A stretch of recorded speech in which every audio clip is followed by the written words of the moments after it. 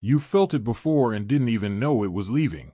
That moment when time disappeared, when everything clicked, when you were so focused, the world went quiet. Psychologists call it flow state. Athletes call it the zone.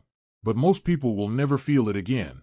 Not because they can't, because they won't let themselves. Here's why. Flow state requires one thing most people refuse to give: complete presence. No phone, no notifications, no split attention, no escape route. Just you and the task. And that terrifies people. Because flow state doesn't just require focus, it requires surrender. You have to let go of control. Stop monitoring yourself. Stop judging every move. You have to trust the process completely. And most people can't do that. They need to check, to refresh, to see what they're missing, to make sure they still exist in everyone else's mind. This is the hidden addiction nobody talks about. The need to be interrupted. Psychologists call it continuous partial attention. Your brain is always half present, always waiting for the next ping, the next dopamine hit, the next distraction. And flow state can't exist in that space. It requires depth, immersion, total commitment to one thing. But here's what makes it darker.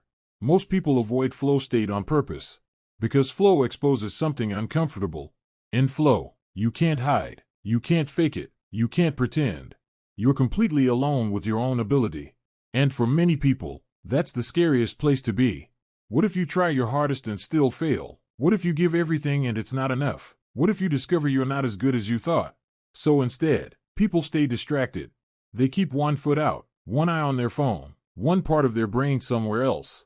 That way, if things don't work out, they have an excuse.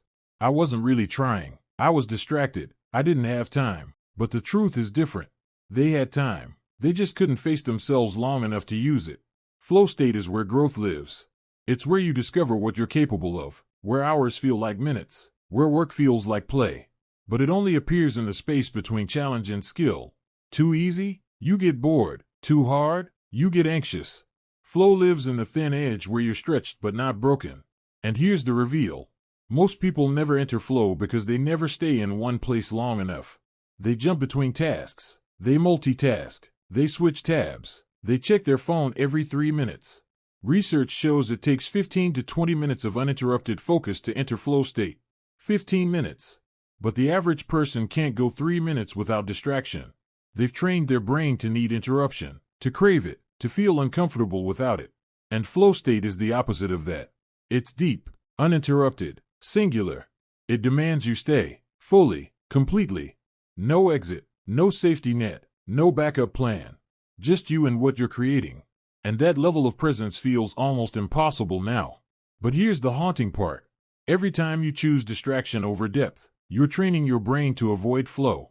You're teaching it that discomfort should be escaped, that boredom should be medicated, that presence is something to fear. And over time, flow becomes unreachable. Not because you lost the ability, but because you lost the patience. Flow state isn't a skill, it's a surrender. And most people are too afraid to let go. They'd rather stay busy than get lost in something. Because getting lost means you might find yourself.